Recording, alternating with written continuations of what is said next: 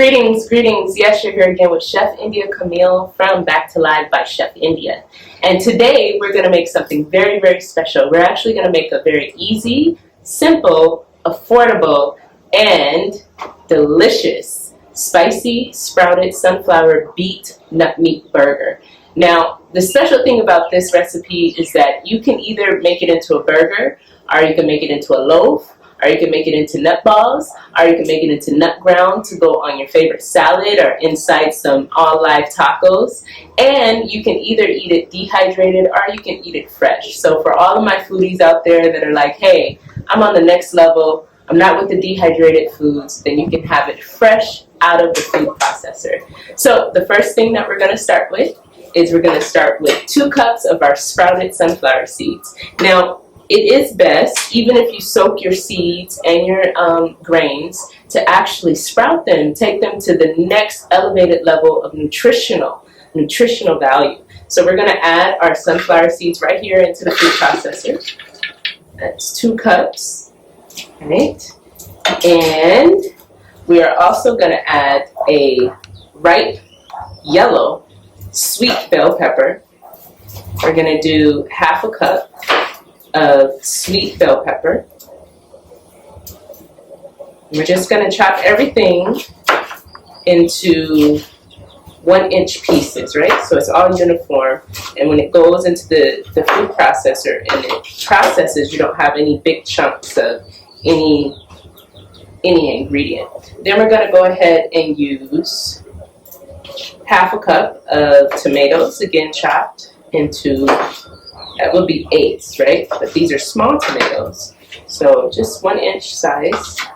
And we're going to use the ends and everything. I don't know where people don't use the ends, right? They never hurt nobody. But add that right into the food processor.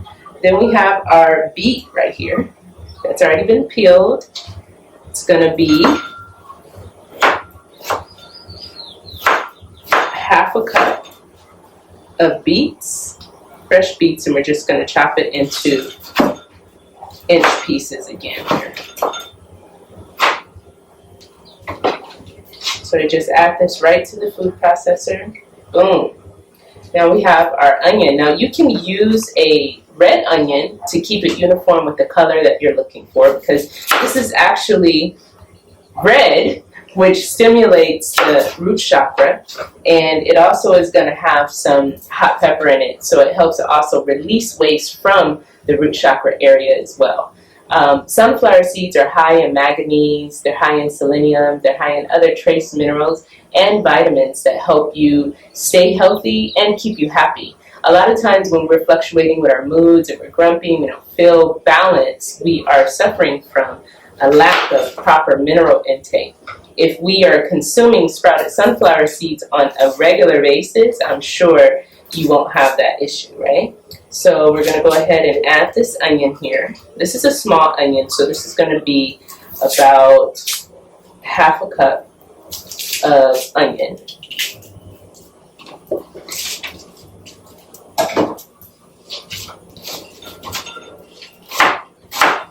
And add that right to the food processor. Boom. Boom, boom, boom. See how easy this is?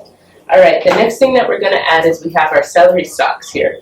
You know, the interesting thing about nut meats, all live nut meats, is that a lot of times, from my experience, people who make the nut meats, they usually use a lot of nuts. It's very rare, really, that I see people balance their nut usage with the amount of fresh vegetables or fresh ingredients that adds water back into the foods and allows the body to digest it easily. So, you know, adding the fresh ingredients is very important. If you look here, we have 2 cups of sunflower seeds, but we have about 4 cups of fresh ingredients, fresh vegetables, fresh fruits, because obviously tomato is a fruit.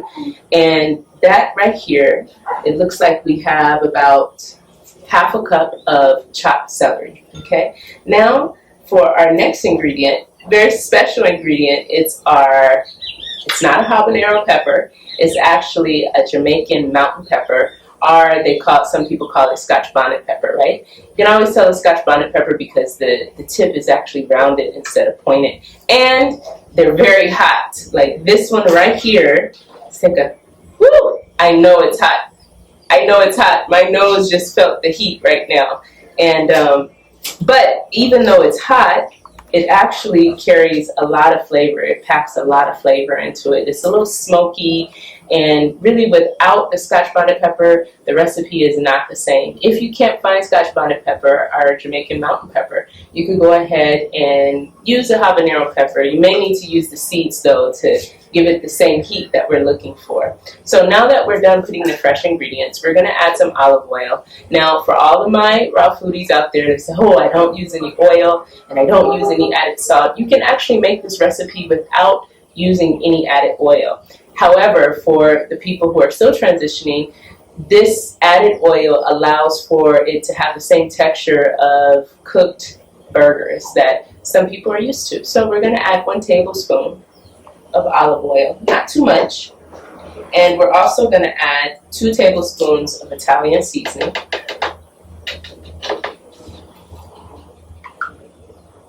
And we're going to add about 1 teaspoon of sea salt. Now, you can use another salt. You can use black salt, which is actually a clay, or you can use pink Himalaya salt, which is a little sweeter. You can also use no salt if you desire no salt, and the recipe would be delicious still. So we're going to go ahead and give this a spin here.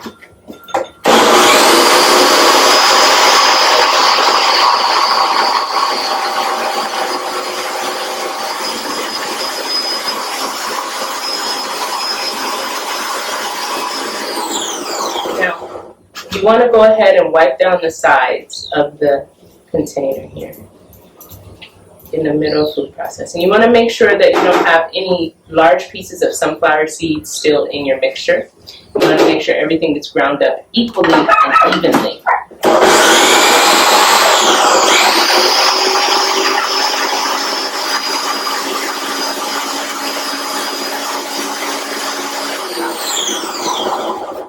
I'm going to go ahead and give it one more mixture around here.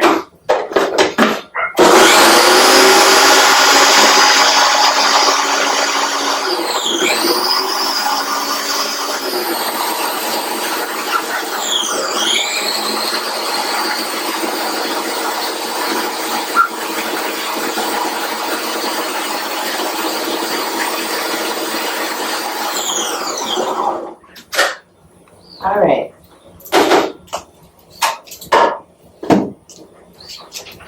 So as you see here, if you look at the mixture, it actually is quite scary. It almost looks like ground meat. I know that for, you know, us who are already living foodists and have already made that transition from eating cooked food and even eating cooked flesh or meat, the last thing we want to compare this living, delicious food to is to flesh. However, we do have to take into consideration those who are still transitioning, and sometimes just to have something that looks familiar to what you're used to allows us to make that transition a little bit easier, especially when it comes to children, right?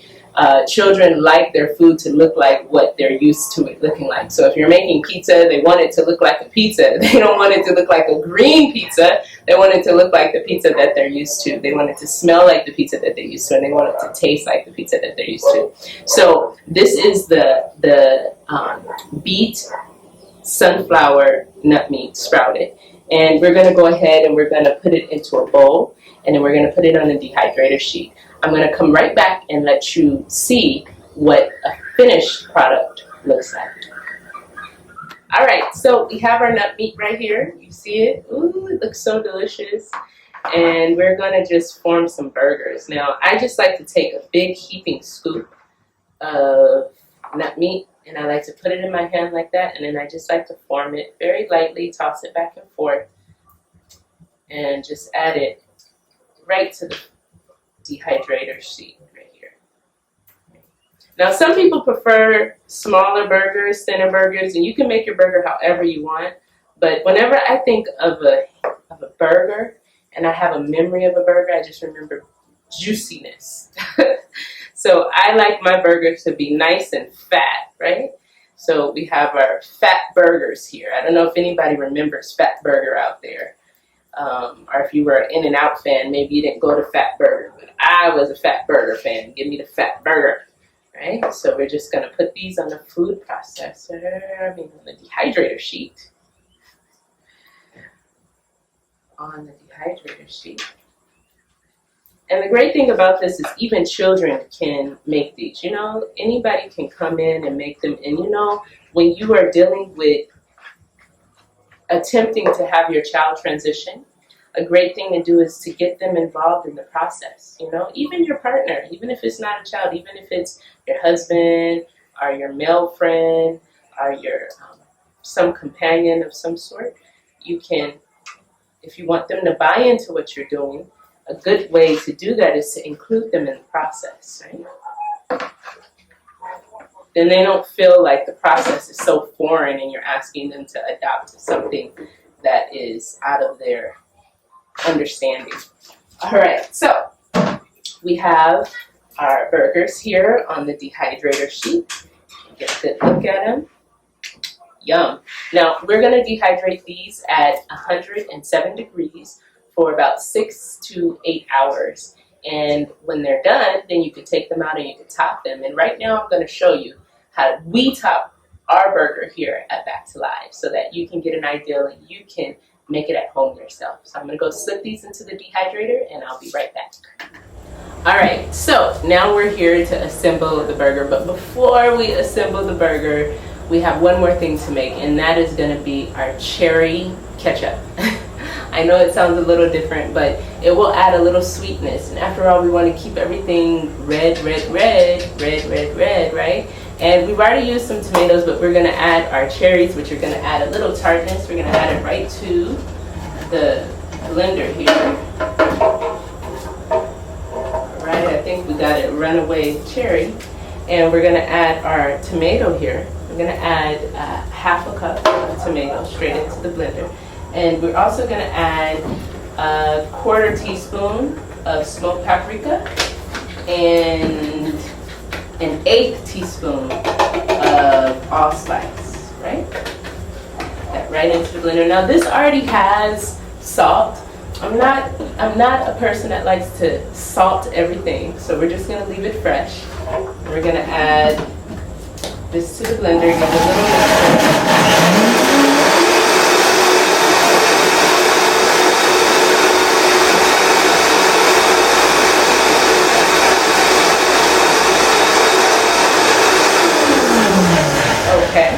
So now that that is done, we're going to go ahead and we're going to assemble the burger now. So to assemble the burger, we have some fresh arugula, some kale, and some organic butter leaf lettuce that is grown right here in Belize. So we are going to start with our little sandwich paper there. Now in this recipe, our bun is actually our lettuce, right? Because we're not big on using bread, but if you want to and you're not there yet, it doesn't harm you that much. I think that transitioning is important. So if you're not there yet and you want to add some bread, then go ahead. But we at Back2live, the lettuce is our bun. And we're also going to add our arugula here now. Fresh, garden fresh arugula. Smells so spicy and just ready for our burger here. We put it on both ends. Then we have our cucumber, which we've already peeled, and we're just going to add a couple of slices here. And you can take the seeds out if you desire. That is fine as well. I'm going to add that right to this right here. Now because we already put tomatoes in our cherry ketchup, we're not going to add any tomatoes to the burger, but we're going to go ahead and use one of our patties here. You see how delicious the patty looks. Like on the outside it's nice and crimson, and on the inside when you open it up, this is what it looks like. Nice and brown, and it just looks scrumptious. And we're just going to put it right back together. Now, we have something special here.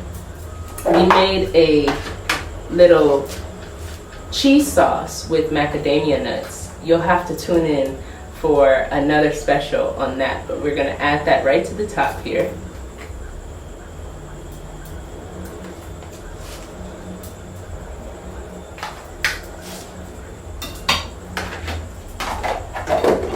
We're gonna add some kale to the leaf there. And we're gonna go ahead and top it with our cherry ketchup. Now look at that. It's running away over here, but that's okay. I don't know if you can see that very well. All right. Now we're gonna go ahead and add some more freshness, add some more bell pepper, sweet bell pepper. Now you wanna make sure when you're using the bell pepper that you're actually using one that has color. You don't wanna use one that doesn't have any color, right?